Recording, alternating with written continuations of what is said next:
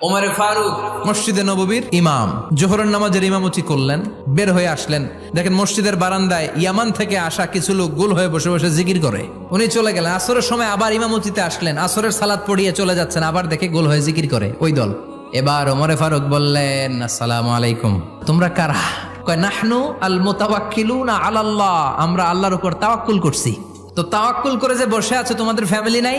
আর তোমরা যে বসে আছো তিনটা বেলা, খাইলা কোত্থেকে? না রোজা দা। ইয়ামানি লোকগুলো বলে, না রোজা রাখি নাই, খাইছি। ওমর বলল, বড় আল্লাহর ওলি খানা করতে আইছে। আমাদের জিকির আর বুজুর্গি দেখে আশেপাশের লোকজন খানা দিয়া গেছে।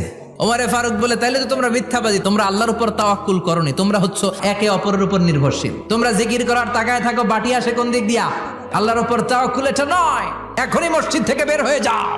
এরপরে কোনোদিন নামাজের পর গোল হয়ে বসে থাকতে দেখলে পিটায়া মসজিদ থেকে তাড়াবো। এটা হচ্ছে ইসলামের বিধান। চিল্লা এখন ঠিক কিনা?